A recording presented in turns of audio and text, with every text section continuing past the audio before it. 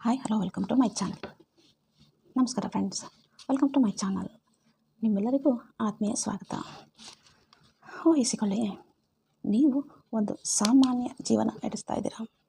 ನಿಮ್ಮ ಮನಸ್ಸು ಹಳೆಯ ಕಹಿ ಘಟನೆಗಳನ್ನು ಮರೆಯಲು ಹಂಬಲಿಸ್ತಾ ಇದೆ. ಆದರೆ ನಿಮ್ಮ ದೇಹ ಆ ನೆನಪುಗಳನ್ನು ಬಿಟ್ಟುಕೊಡಲು ಸಿದ್ಧವಿಲ್ಲ. ಒಂದು ಸಣ್ಣ ಶಬ್ದ, ಎಲ್ಲೋ ಬಂದ ಒಂದು ಪರಿಚಿತ ವಾಸನೆ, ಅಥವಾ ಯಾರೋ ನಿಮ್ಮನ್ನು ದಿಟ್ಟಿಸಿ ನೋಡಿದ ಆ ಒಂದು ನೋಟ ದಿಢೀರನೆ ನಿಮ್ಮೊಳಗೆ ಭಯದ, ಕೋಪದ ಜ್ವಾಲೆಯನ್ನು ಎಬ್ಬಿಸುತ್ತದೆ. ಆ ಹಳೆಯ ಕಹಿ ಘಟನೆ ಈಗಷ್ಟೇ ಮತ್ತೆ ನಡೆಯುತ್ತಿದೆ ಅನ್ನೋ ಥರ ನಿಮ್ಮ ದೇಹ ನಡುಗಲು ಶುರುವಾಗುತ್ತೆ. ನಿಮ್ಮ ಮನಸ್ಸಿಗೆ ಗೊತ್ತು ಆ ಘಟನೆ ಮುಗಿದು ಹೋಗಿದೆ ಅಂತ, ಆದರೆ ನಿಮ್ಮ ದೇಹ ಅದು ಇನ್ನೂ ಮುಗಿದಿಲ್ಲ.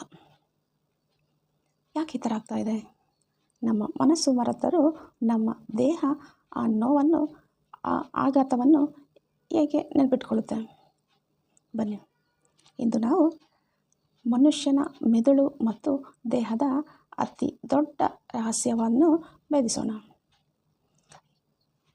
ಇವತ್ತಿನ ವಿಡಿಯೋದಲ್ಲಿ ನಾವು ಡಿಸ್ಕಸ್ ಮಾಡ್ತಾ ಇರೋ ಬುಕ್ಸ್ ಯಾವುದಪ್ಪ ಅಂದರೆ, ಮನೋವಿಜ್ಞಾನದ ಲೋಕದಲ್ಲಿ ಕ್ರಾಂತಿಯನ್ನೇ ಸೃಷ್ಟಿಸಿದ ಡಾಕ್ಟರ್ ಬೆಸೆಲ್ ವ್ಯಾನ್ ಡರ್ ಕೋಲ್ಕ್ ಅವರ the body keeps the score.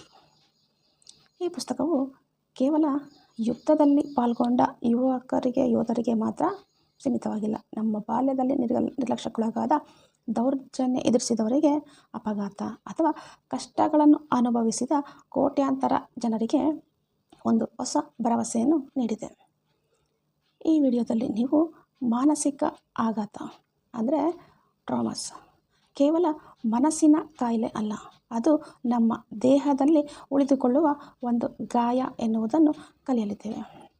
ಅಷ್ಟೇ ಅಲ್ಲ, ಈ ಗಾಯವನ್ನು ವಾಸಿ ಮಾಡುವುದು ಹೇಗೆ, ಹಳೆಯ ನೋವುಗಳಿಂದ ಹೊರಬಂದು ಹೊಸ ಜೀವನವನ್ನು ಕಟ್ಟಿಕೊಳ್ಳುವುದು ಹೇಗೆ ಅನ್ನುವ ಅದ್ಭುತ ರಹಸ್ಯಗಳನ್ನು ನಾವು ಈ ಪುಸ್ತಕದಲ್ಲಿ ತಿಳಿತಾ ಇದ್ದೀವಿ.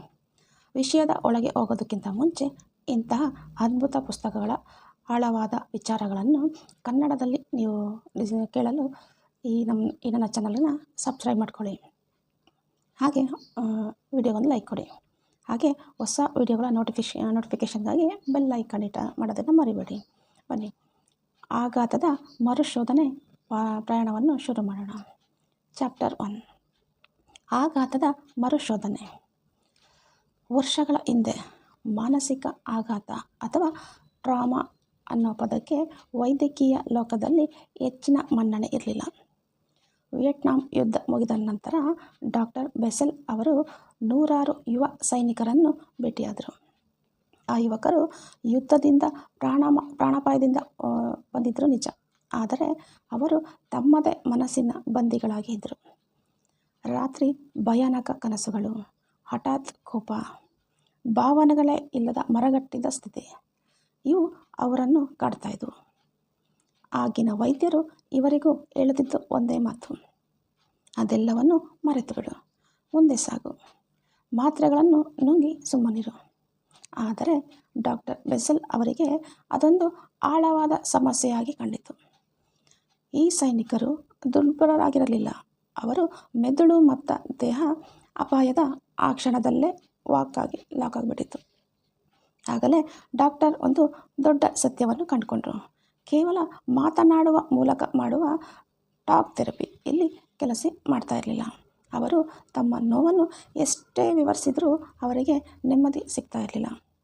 ಬದಲಾಗಿ ಘಟನೆಯನ್ನು ಮತ್ತೆ ನೆನಪಿಸಿಕೊಂಡು ಅವರು ಇನ್ನಷ್ಟು ಕುಗ್ಗಿ ಹೋಗ್ತಾಯಿದ್ರು. ಇದು ಕೇವಲ ಸೈನಿಕರ ಕಥೆ ಅಲ್ಲ, ತಮ್ಮದೇ ಆದ ಮನೆಯಲ್ಲಿ ಜಗಳ, ದೌರ್ಜನ್ಯ, ನಿರ್ಲಕ್ಷ್ಯ ನೋಡುತ್ತಾ ಬೆಳೆದ ಮಕ್ಕಳ ಕಥೆಯೂ ಹೌದು. ಆಘಾತ ಅಂತಂದರೆ ಕೇವಲ ಒಂದು ದೊಡ್ಡ ಅಪಘಾತ ಅಲ್ಲ, ನಮ್ಮ ಸಾಮರ್ಥ್ಯವನ್ನು ಮೀರಿ ನಮ್ಮನ್ನು ಅಸಹಾಯಕರನ್ನಾಗಿ, ಅಭದ್ರರನ್ನಾಗಿ ಮಾಡುವ ಯಾವುದೇ ಘಟನೆ ಆಘಾತವೇ ಸರಿ. ಅಪಾಯ ಎದುರಾದಾಗ ನಮ್ಮ ಮೆದುಳಿನ ಅಲಾರಾಮ್ ಸಿಸ್ಟಮ್ ಆದ ಅಮಿಗ್ಡಾಲ ತಕ್ಷಣ ಆ್ಯಕ್ಟಿವೇಟ್ ಆಗುತ್ತೆ. ಅದು ನಮ್ಮ ದೇಹಕ್ಕೆ ಫೈಟ್, ಹೋರಾಡು, ಫ್ಲೈಟ್, ಓಡಿ ಹೋಗು, ಅಥವಾ ಫ್ರೀಸ್, ಸ್ತಬ್ಧವಾಗು ಅನ್ನೋ ಸಂದೇಶವನ್ನು ರವಾನಿಸ್ತವೆ.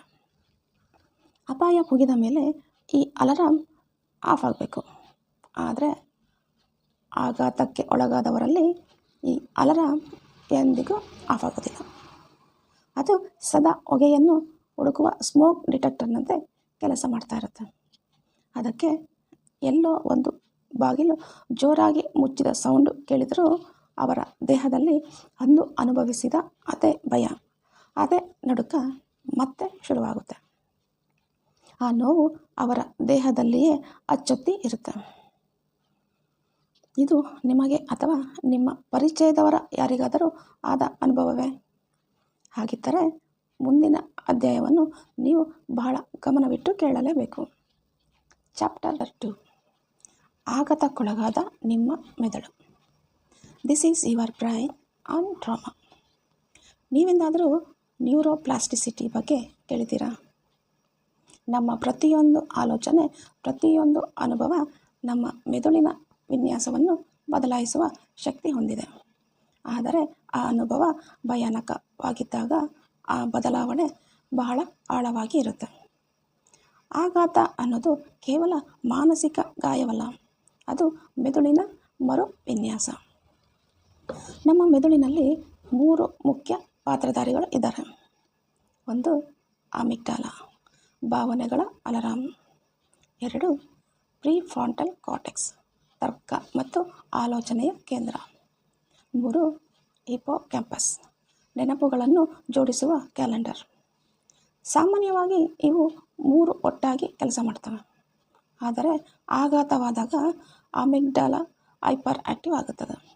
ಆಲೋಚನೆ ಕೇಂದ್ರವಾದ ಪ್ರಿಫ್ರಾಂಟಲ್ ಕಾರ್ಟೆಕ್ಸ್ ಕೆಲಸ ಮಾಡುವುದನ್ನು ನಿಲ್ಲಿಸುತ್ತದೆ ಮತ್ತು ಹಿಪೋಕ್ಯಾಂಪಸ್ ಗತಕಾಲವನ್ನು ವರ್ತಮಾನದಿಂದ ಬೇರ್ಪಡಿಸಲು ವಿಫಲವಾಗುತ್ತದೆ. ಇದಕ್ಕೊಂದು ಉದಾಹರಣೆ ನೋಡಿ. ಒಬ್ಬ ಮಹಿಳೆ ಕಾರು ಅಪಘಾತದಿಂದ ಪಾರಾಗಿದ್ದಾಳೆ. ವರ್ಷಗಳ ನಂತರವೂ ಅವಳು ತನ್ನ ಮನೆಯಲ್ಲಿಯೇ ಸುರಕ್ಷಿತವಾಗಿ ಕುಳಿತಿದ್ದರೂ ರಸ್ತೆಯಲ್ಲಿ ಯಾವುದೋ ಕಾರ್ ಬ್ರೇಕ್ ಹಾಕಿದ ಶಬ್ದ ಕೇಳಿದರೆ ಸಾಕು ಅವಳ ದೇಹ ಬೆವರಲು ಶುರುವಾಗುತ್ತೆ. ಅವಳ ಮೆದುಳಿಗೆ ಆ ಅಪಘಾತ ಈಗಲೇ ಇದೇ ಕ್ಷಣ ನಡೆಯುತ್ತಿದೆ ಅಂತ ಅನಿಸೋದಕ್ಕೆ ಶುರುವಾಗಿತ್ತು. ಸ್ಕ್ಯಾನ್ ಮಾಡಿ ನೋಡಿದಾಗ ಒಂದು ಆಘಾತಕಾರಿ ಸತ್ಯ ಬಯಲಾಯಿತು. ಆಘಾತಕ್ಕೊಳಗಾದವರು ಆ ಘಟನೆಯನ್ನು ನೆನಪಿಸಿಕೊಂಡಾಗ ಮೆದುಳಿನ ಮಾತನಾಡುವ ಮತ್ತು ತರ್ಕಿಸುವ ಭಾಗ ಬ್ರೋಕಾಸ್ ಏರಿಯಾ ಸಂಪೂರ್ಣವಾಗಿ ಸ್ವಿಚ್ ಆಫ್ ಆಗ್ತಾಯಿತ್ತು. ಇದಕ್ಕೆ ಎಷ್ಟೋ ಜನರಿಗೆ ತಮ್ಮ ನೋವನ್ನು ವಿವರಿಸಲು ಪದಗಳೇ ಸಿಗೋದಿಲ್ಲ. ಅವರದು ಕೇವಲ ನೆನಪಲ್ಲ, ಆ ಕ್ಷಣದ ಮರು ಅನುಭವ. ಕೆಲವರು ಇಂತಹ ನೋವಿನಿಂದ ತಪ್ಪಿಸಿಕೊಳ್ಳಲು ಡಿಸೋಸಿಯೇಷನ್ ಅನ್ನೋ ಸ್ಥಿತಿಗೆ ಹೋಗ್ತಾರೆ. ಅಂದರೆ ತಾವು ಎಲ್ಲಿದ್ದೇವೆ, ಏನು ಮಾಡ್ತಿದ್ದೇವೆ ಅನ್ನೋ ಅರಿವೇ ಇಲ್ಲದಂತೆ ತಮ್ಮ ದೇಹದಿಂದಲೇ ಸಂಪರ್ಕ ಕಡಿದುಕೊಂಡು ಮರಗಟ್ಟಿದಂತೆ ಇರ್ತಾರೆ. ಬದುಕಿರ್ತಾರೆ, ಆದರೆ ಜೀವಂತಿಕೆ ಇರುವುದಿಲ್ಲ. ಆದರೆ ನಿರಾಸೆ ಆಗದಿರಿ. ಡಾಕ್ಟರ್ ಒಂದು ಭರವಸೆಯ ಮಾತು ಹೇಳ್ತಾರೆ. ಮೆದುಳಿನ ವಿನ್ಯಾಸವನ್ನು ಆಘಾತವು ಹೇಗೆ ಬದಲಾಯಿಸಿತು, ಅದೇ ರೀತಿ ಸುರಕ್ಷತೆಯು ಮತ್ತು ಪ್ರೀತಿಯ ವಾತಾವರಣ ಆ ಮೆದುಳನ್ನು ಮರಳಿ ಸರಿಪಡಿಸಬಹುದು. ಚಾಪ್ಟರ್ 3, ಮಕ್ಕಳ ಮನಸ್ಸು, ದ ಮೈಂಡ್ಸ್ ಆಫ್ ಚಿಲ್ಡ್ರನ್ಸ್. ಈಗ ನಾವು ಪುಸ್ತಕದ ಅತಿ ಸೂಕ್ಷ್ಮ ಮತ್ತು ಕಣ್ಣೀರು ತರಿಸುವ ಭಾಗಕ್ಕೆ ಬಂದಿದ್ದೇವೆ. ಅದುವೇ ಮಕ್ಕಳ ಮೇಲಾಗುವ ಆಘಾತ. ಮಗುವಿಗೆ ಅತಿ ಹೆಚ್ಚು ಬೇಕಾಗಿರುವುದು ಏನು? ಆಟಿಕೆಗಳಲ್ಲ, ದುಡ್ಡಲ್ಲ, ಸುರಕ್ಷತೆ ಮತ್ತು ಪ್ರೀತಿಯ ಕಾಳಜಿ. ತಾಯಿ ತಂದೆ ಮಗುವಿನ ನೋವಿಗೆ ಸ್ಪಂದಿಸಿದಾಗ ಆ ಮಗುವಿನ ಮೆದುಳಿನಲ್ಲಿ ಸುರಕ್ಷಿತ ಅನ್ನೋ ಭಾವನೆ ಮೂಡುತ್ತದೆ. ಆದರೆ ಆ ಪ್ರೀತಿ ಕೊಡಬೇಕಾದ ತಂದೆ ತಾಯಿಯೇ ಮಗುವಿನ ಮೇಲೆ ದೌರ್ಜನ್ಯ ಎಸಗಿದರೆ, ಪ್ರತಿದಿನ ಮನೆಯಲ್ಲಿ ಜಗಳ, ಹೊಡೆದಾಟಗಳೇ ಇದ್ದರೆ ಆ ಮಗುವಿನ ಗತಿ ಏನು? ಮಗುವಿನ ಮೇಲೆ, ಮೆದುಳಿನ ಮೇಲೆ ಒಂದು ಪ್ರೀತಿಯ ಹಂಬಲ, ಇನ್ನೊಂದು ಕಡೆ ಭಯ. ಈ ದ್ವಂದ್ವ ಮಗುವಿನ ಇಡೀ ಅಸ್ತಿತ್ವವನ್ನೇ ಅಲುಗಾಡಿಸುತ್ತೆ. ಇಂತಹ ಮಕ್ಕಳು ಶಾಲೆಗೆ ಹೋದಾಗ ಏನಾಗುತ್ತೆ ಗೊತ್ತಾ? ಅವರಿಗೆ ಏಕಾಗ್ರತೆ ಇರೋದಿಲ್ಲ. ಸಣ್ಣ ಕಾರಣಕ್ಕೂ ಸಿಟ್ಟಾಗ್ತಾರೆ ಅಥವಾ ಯಾರಿಗೂ ಬೇಡವಾದವರಂತೆ ಮೂಲೆಯಲ್ಲಿ ಕೂರ್ತಾರೆ. ಆಗ ನಮ್ಮ ಸಮಾಜ, ಶಾಲೆಯ ಶಿಕ್ಷಕರು ಅವರನ್ನು ಹಠಮಾರಿ, ದಡ್ಡ, ಕೋಪಿಷ್ಟ ಅಂತ ಹಣೆಪಟ್ಟಿ ಕಟ್ಟುತ್ತಾರೆ. ಅವರಿಗೆ ಶಿಕ್ಷೆ ನೀಡ್ತಾರೆ. ಆದರೆ ಅದು ಅವರ ಆಯ್ಕೆ ಅಲ್ಲ. ಆ ಮಕ್ಕಳ ಮೆದುಳು ಕೇವಲ ಸರ್ವೈವಲ್ ಮೋಡಲ್ಲಿ ಇದೆ. ಅವರು ಆ ಅಪಾಯಕಾರಿ ವಾತಾವರಣದಲ್ಲಿ ಬದುಕಿ ಉಳಿಯಲು ಕಲಿತಿರುವ ಪಾಠವದು. ಬಾಲ್ಯದ ಆಘಾತದ ಅತಿ ದೊಡ್ಡ ದುರಂತ ಅಂತಂದರೆ ಮಕ್ಕಳು ಎಂದಿಗೂ ತಂದೆ ತಾಯಿಯನ್ನು ದೂಷಿಸೋದಿಲ್ಲ. ಬದಲಾಗಿ ನಾನೇ ಕೆಟ್ಟವನು, ನಾನು ಪ್ರೀತಿಗೆ ಅರ್ಹನಲ್ಲ ಅಂತ ತಮ್ಮನ್ನು ತಾವೇ ದೂಷಿಸಿಕೊಳ್ತಾರೆ. ಈ ನಕಾರಾತ್ಮಕ ಭಾವನೆ ಅವರನ್ನು ಜೀವನ ಪೂರ್ತಿ ಕಾಡ್ತಾ ಇರುತ್ತೆ. ಇದಕ್ಕೆ ಪರಿಹಾರವೇನು? ಆ ಮಕ್ಕಳಿಗೆ ಬೇಕಿರುವುದು ಶಿಕ್ಷೆ ಅಲ್ಲ, ಬದಲಾಗಿ ನಿನಗೇನಾಯಿತು ಅನ್ನೋ ಕಳಕಳಿಯ ಪ್ರಶ್ನೆ. ಸುರಕ್ಷಿತ ವಾತಾವರಣ, ಮುಕ್ತವಾಗಿ ಆಟವಾಡಲು ಅವಕಾಶ ಮತ್ತು ಅರ್ಥ ಮಾಡಿಕೊಳ್ಳುವ ಒಂದು ಪ್ರೀತಿಯ ಸಂಬಂಧ ಸಿಕ್ಕರೆ ಕಮರಿ ಹೋದ ಆ ಮಕ್ಕಳ ಮೆದುಳು ಮತ್ತೆ ಚಿಗುರೊಡೆಯುತ್ತೆ. ಚಾಪ್ಟರ್ 4, ದೇಹದ ಮೇಲಿನ ಆಘಾತದ ಗುರುತು. The body keeps the score. ದೇಹವು ಎಲ್ಲವನ್ನೂ ನೆನಪಿಟ್ಟುಕೊಳ್ಳುತ್ತದೆ. ಇದು ಕೇವಲ ಪುಸ್ತಕದ ಹೆಸರಲ್ಲ, ಇದೊಂದು ಕಟು ಸತ್ಯ. ಹಲವಾರು ಜನ ಥೆರಪಿಸ್ಟ್ಗಳ ಬಳಿ ಬರೋದು ಮನಸ್ಸಿನ ನೋವನ್ನು ಹೇಳಿಕೊಳ್ಳುವುದಕ್ಕೆ ಅಲ್ಲ, ಬದಲಾಗಿ ಕಾರಣವೇ ಇಲ್ಲದ ತಲೆನೋವು, ಬೆನ್ನು ನೋವು, ಮೈಕೈ ನೋವು, ವಿಪರೀತ ಸುಸ್ತು ಅಂತ ಹೇಳಿಕೊಂಡು ಬರ್ತಾರೆ. ವೈದ್ಯಕೀಯ ಪರೀಕ್ಷೆ ಮಾಡಿದಾಗ ಯಾವುದೇ ಕಾಯಿಲೆ ಇರೋದಿಲ್ಲ. ಯಾಕೆ ಹೀಗಾಗುತ್ತೆ?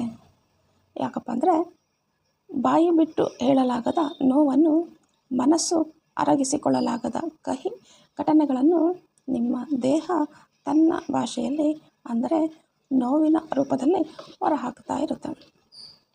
ಕೆಲವರು ಯಾವಾಗಲೂ ತಮ್ಮ ಭುಜಗಳನ್ನು ಕುಗ್ಗಿಸಿಕೊಂಡು ಯಾರಿಗೂ ಕಾಣಿಸಬಾರದು ಅನ್ನಂತೆ ನಡೀತಾರೆ. ಮುಖದ ಸ್ನಾಯುಗಳು ಬಿಗಿಯಾಗಿ ಇರ್ತವೆ, ಉಸಿರಾಟ ಮೇಲುಸಿರಾಗಿರುತ್ತೆ. ಇದು ಆಘಾತದ ಲಕ್ಷಣ. ಅವರ ದೇಹ ಸದಾ ಒಂದು ಹೊಡೆತಕ್ಕೆ ಕಾಯುತ್ತಿರುವಂತೆ ಸದಾ ರಕ್ಷಣಾತ್ಮಕ ಸ್ಥಿತಿಯಲ್ಲಿಯೇ ಇರುತ್ತದೆ.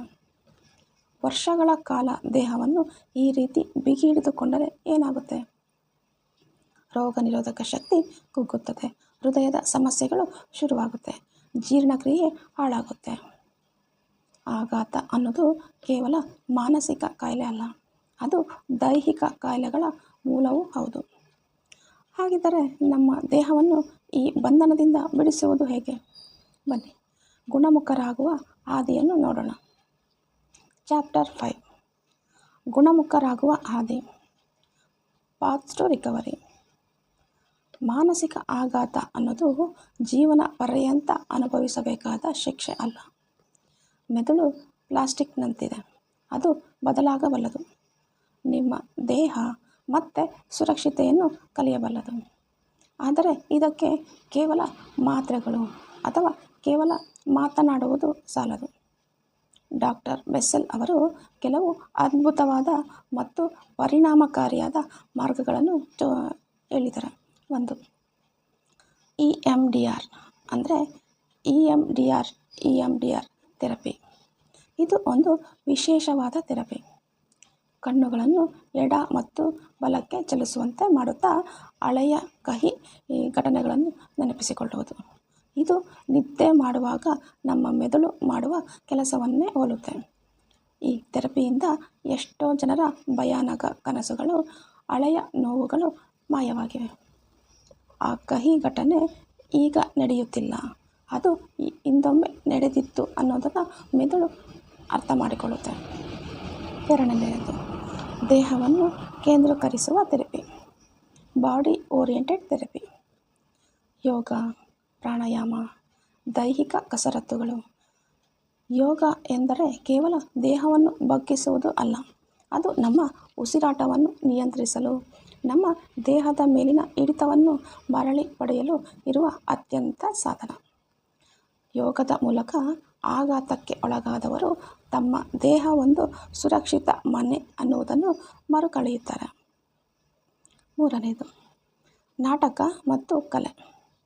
Theatre and art. ನಾಟಕದಲ್ಲಿ ಪಾತ್ರ ಮಾಡುವಾಗ ನಾವು ಅನುಭವಿಸಿದ ನೋವನ್ನು ಒಂದು ಪಾತ್ರದ ಮೂಲಕ ಹೊರಹಾಕಬಹುದು. ಅಲ್ಲಿಯವರೆಗೆ ಸ್ವತಂತ್ರವಾಗಿರಲು, ತಪ್ಪು ಮಾಡಲು ಅವಕಾಶ ಇರುತ್ತೆ. ಇದು ಮರಗಟ್ಟಿ ಹೋದ ಅವರ ಭಾವನೆಗಳಿಗೆ ಮರುಜೀವ ನೀಡುತ್ತೆ. 4. ಸಂಬಂಧಗಳು ಮತ್ತು ಸಮುದಾಯ ರಿಲೇಷನ್ಶಿಪ್ಸ್. ಯಾವುದೇ ಆಘಾತ ಏಕಾಂಗಿ ಆಗಿ ವಾಸಿಯಾಗೋದಿಲ್ಲ. ಆಘಾತ ಅನ್ನೋದು ಸಂಬಂಧಗಳಲ್ಲಿ ಆದ ಗಾಯವಾದರೆ ಅದಕ್ಕೆ ಮದ್ದು ಕೂಡ ಒಂದು ಒಳ್ಳೆಯ ಸುರಕ್ಷಿತ ಸಂಬಂಧವೇ ಆಗಿರಬೇಕು. ನಮ್ಮ ನೋವನ್ನು ಜಡ್ಜ್ ಮಾಡದೆ ಕೇಳುವ ಒಬ್ಬ ವ್ಯಕ್ತಿ, ಒಂದು ಗುಂಪು ನಮ್ಮೊಂದಿಗೆ ಇದ್ದರೆ ಅರ್ಧ ಕಾಯಿಲೆ ವಾಸಿಯಾಗುತ್ತೆ. ನೆನಪಿಡಿ, ಈ ಗುಣಮುಖರಾಗುವ ಪ್ರಕ್ರಿಯೆಯಲ್ಲಿ ನೀವು ಕಳೆದುಕೊಂಡ ಏಜೆನ್ಸಿಯನ್ನು, ಅಂದರೆ ನನ್ನ ಜೀವನದ ನಿರ್ಧಾರ ನನ್ನದು ಅನ್ನುವ ಹಕ್ಕು ಮರಳಿ ಪಡೆಯುವುದೇ ಅತಿ ದೊಡ್ಡ ಗುರಿ. ಚಾಪ್ಟರ್ 6 ದೈನಂದಿನ ಜೀವನದಲ್ಲಿ ಗುಣಮುಖರಾಗುವಿಕೆ, advanced healing and everyday life. ಇಲ್ಲಿಯವರೆಗೆ ನಾವು ವಿಜ್ಞಾನ ಮತ್ತು ಥೆರಪಿಗಳ ಬಗ್ಗೆ ಮಾತನಾಡ್ತಾ ಇದ್ವಿ. ಆದರೆ ಈ ವಿಚಾರಗಳನ್ನು ನಿಮ್ಮಂತಹ ಸಾಮಾನ್ಯ ಜನಗಳ ದೈನಂದಿನ ಜೀವನದಲ್ಲಿ ಅಳವಡಿಸಿಕೊಳ್ಳುವುದು ಹೇಗೆ? ನೀವು ಕ್ಲಿನಿಕ್ಗೆ ಹೋಗಬೇಕಾಗಿಲ್ಲ. ಗುಣಮುಖರಾಗುವ ಪ್ರಕ್ರಿಯೆ ನಿಮ್ಮ ಮನೆಯಿಂದಲೇ, ನಿಮ್ಮ ದೈನಂದಿನ ಅಭ್ಯಾಸಗಳಿಂದಲೇ ಶುರುವಾಗಬಹುದು. ಮೊದಲನೆಯದು, ನಿಮ್ಮ ಕಥೆಯನ್ನು ಒಪ್ಪಿಕೊಳ್ಳಿ. Own your story.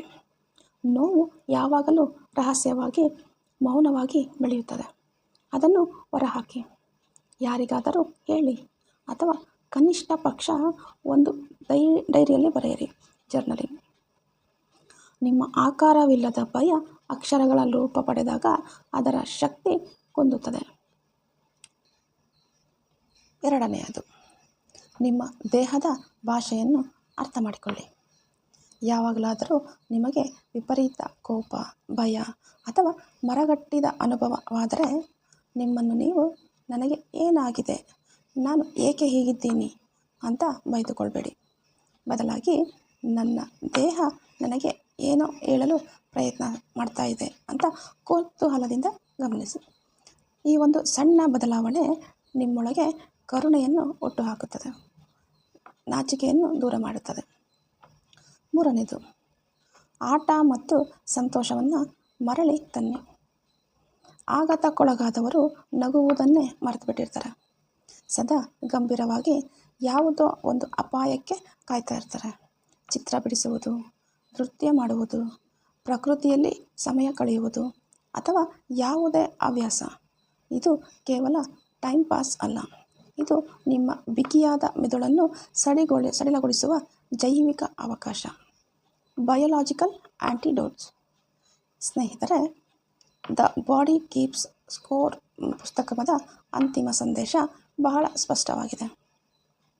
ನೀವು ನಿಮ್ಮ ಗತಕಾಲವನ್ನು, ಆ ಕಹಿ ಘಟನೆಗಳನ್ನು ಬದಲಾಯಿಸಲು ಸಾಧ್ಯವಿಲ್ಲ. ಆದರೆ ಆ ಘಟನೆಗಳ ಜೊತೆಗಿನ ನಿಮ್ಮ ಸಂಬಂಧವನ್ನು ನೀವು ಖಂಡಿತ ಬದಲಾಯಿಸಬಹುದು. ಮಾನಸಿಕ ಆಘಾತ, ಟ್ರಾಮಾ ಅನ್ನೋದು ನಿಮ್ಮ ಜೀವನದ ಅಂತ್ಯವಲ್ಲ. ಅದೊಂದು ಆಳವಾದ ಗಾಯ ಅಷ್ಟೇ.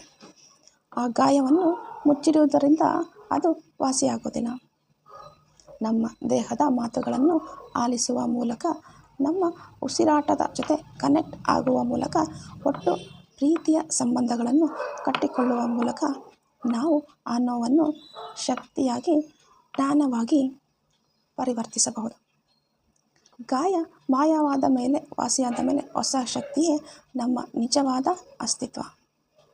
ನಿಮಗೆ ಈ ವಿಚಾರಗಳು ಇಷ್ಟ ಆಗಿದರೆ ದಯವಿಟ್ಟು ವಿಡಿಯೋವನ್ನು ಒಂದು ಲೈಕ್ ಮಾಡಿ. ಇದು ನನಗೆ ಮತ್ತು ಈ ನನ್ನ ಚಾನಲ್ಗೆ ದೊಡ್ಡ ಬೆಂಬಲ.